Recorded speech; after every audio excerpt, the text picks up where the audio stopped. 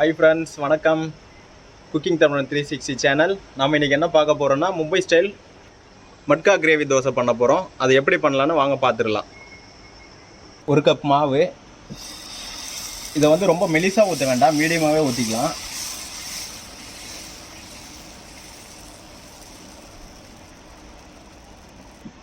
ரெண்டு எக் ஒட்ஸ் ஊற்றிக்கலாம்.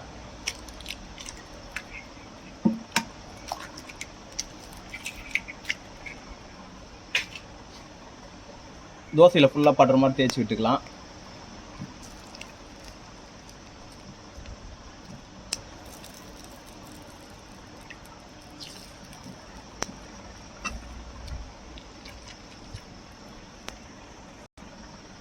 கொத்தமல்லி கொஞ்சம் போட்டுக்கலாம். புதினா கொஞ்சம் போட்டுக்கலாம். கொஞ்சம் ஆனியன், கொஞ்சம் தக்காளி, குடமிளகாய் பொடிசா நறுக்குனது, கட் பண்ணி வச்சிருக்கிற பன்னீர் போட்டுப்போம்.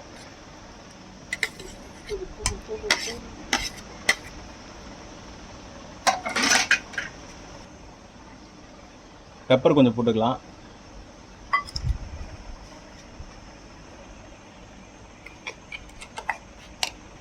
ஒரு ஸ்பூன் மைனஸ் யூஸ் பண்ணிக்கலாம்.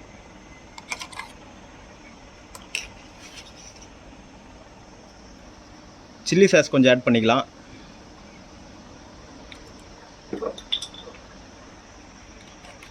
கொஞ்சம் டொமேட்டோ சாஸ்,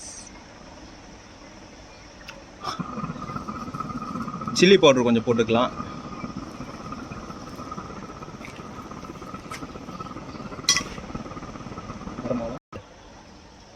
ஒரு கரண்டி எடுத்துக்கோங்க. இந்த மாதிரி கரண்டி எடுத்துக்கோங்க.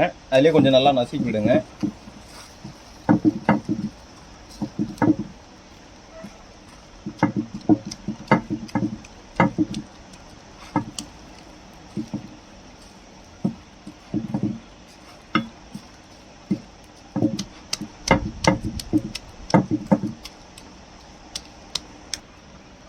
இந்த மாதிரி நல்லா மிக்ஸ் பண்ணி விட்டுக்கோங்க. கேஸ் வந்து உங்களுக்கு ரொம்ப கொஞ்சம் சிம்மில் வச்சுக்கோங்க. அப்போ தான் தோசை உங்களுக்கு வந்து கரெக்டான லெவலில் இருக்கும்.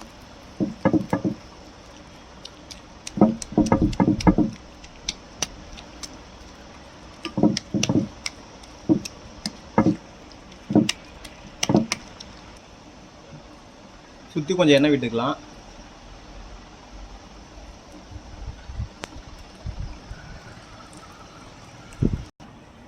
இந்த அளவு கொஞ்சம் ஃப்ரை ஆனதும் கொஞ்சமாக கப்பில் எடுத்து வச்சுக்கோங்க மசாலாவை.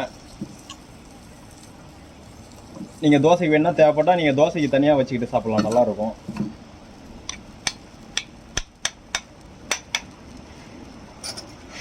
இந்த அளவுக்கு அதே விட்டுட்டு தேய்ச்சி விட்டுக்கோங்க.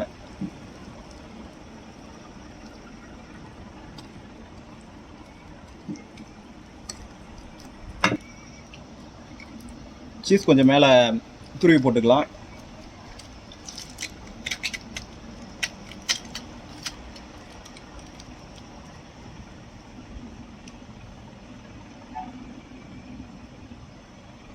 போதும், இந்த அளவு போட்டால் போதும். உங்களுக்கு எவ்வளோ டேஸ்ட் வேணுமோ அவ்வளோ நீங்கள் போட்டுக்கோங்க.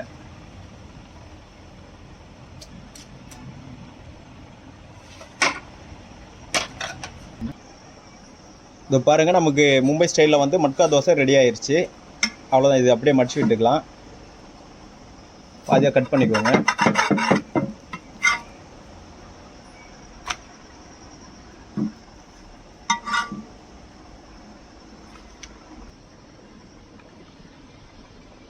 சீஸ் கொஞ்சம் போட்டுக்கலாம்.